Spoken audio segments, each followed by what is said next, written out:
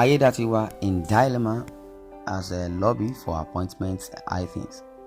The atmosphere in Ondo State is still a month full following the death of the former state governor, Mr. Akeredolu, who passed away on Wednesday, December 27, 2023, during a protracted illness in a hospital in Germany. Wow. The new Ondo State governor, Lucky Aiyedatiwa, is caught between retaining the state executive council constituted by his late predecessor and satisfying his loyalists who are seeking appointments as a compensation for their loyalty. The atmosphere in Ondo State is still a month full following the death of the former state governor, Mr.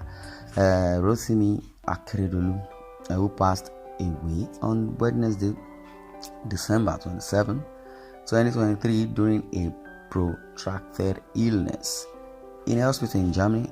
Akeredolu's death was painful to many people in the state, also particularly his kinsmen, his aides, and a political associate who believed he would survive the battle against the deadly cancer. Having spent some months in the hospital in the European country and came back to continue his good work of governing the state. Akeredolu will be missed for many things, especially his bravery and courage in tackling the issues that affect the welfare of Ondo people. In the condolence messages written by almost all the sympathizers, the common words used to describe him are courage and fearlessness.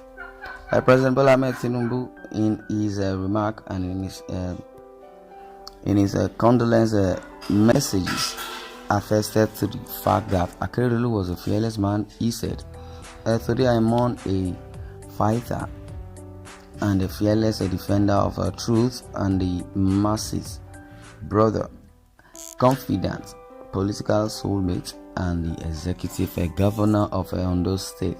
It could be recalled that he championed the cause of establishment of the Southwest Security Network Agency, also known as Amotekun, which consequently ameliorated the activities of some criminals among the Fulani herdsmen in the region, even in the light of threats and criticism against the unprecedented formation of the region's security outfit in certain quarters. Also, it could be noted that the death of the All Progressive Congress Chieftain and former president of the Nigerian Bar Association was a landmark in the history of the Sunshine State and the country, as he died while serving the state, making him the fourth Nigeria civilian governor in such a circumstance since 1979. A former Sokoto State Alhaji Shehu Kangiwa, who died in 1981, being the first, while Maman Ali of Yobe State died in 2009 during a protracted illness, and Mr. Patrick Yakowa, a former governor of Kaduna State, lost his life in a helicopter accident in 2012. Okay, as it is now, Akeredolu's demise was and has left Dr. Olusegun Miko to be the only surviving past executive governor of the Sunshine State, as all other past executive governors of the state since 1979 had gone to the great beyond.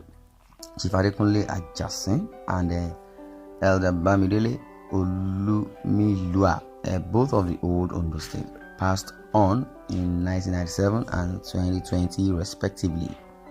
Chief Adebayo Adefarathi died in 2007, while Dr. Olusegun Agagu departed in 2013.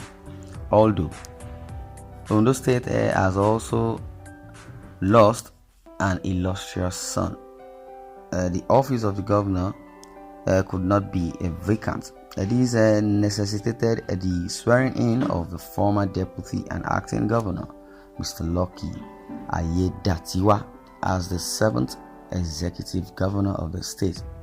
shortly after the death of Akeredolu was announced. This was done in line with the provision of the Constitution, as there could not be a vacuum in the office of the governor. Aiyedatiwa, who hitherto battled a political war against him while his SY boss was on the sick bed, is also expected to take up a tax from where his late boss stopped. There are many tasks before the new governor to be done, failure of which may be unhealthy for the state. Many believe that his first assignment was supposed to be the announcement of his deputy.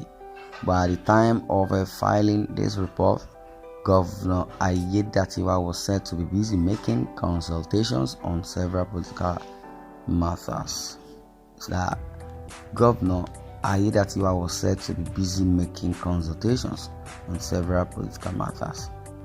It was also gathered that during the first visit after being sworn in to President Tinubu in Lagos last Thursday, Aiyedatiwa was said to have been advised by the former not to appoint a deputy governor yet until the APC or Progressive Congress in the state is organized and members are reconciled. It could be recalled that during the last crisis that lingered for months, Aiyedatiwa reportedly fought against many party chieftains, Akeredolu's aides, and some members of the State House of Assembly. The party was said to have been divided over the matter, hence the advice of President Tinubu. A reliable source informed the news that at the meeting with Mr. President, Tinubu advised him, Aiyedatiwa, to first reconcile with all the aggrieved members of the party in the state before picking his deputy. The source said Aiyedatiwa was in Lagos yesterday, Thursday, according to the report, where he met with the president.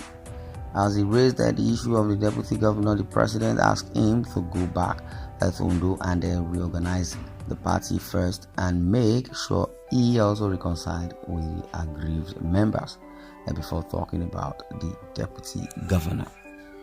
Now, according to the source, the advice of the president may have prevented the governor from taking some action unilaterally or unilaterally without the consent of the party leaders and elders in the state.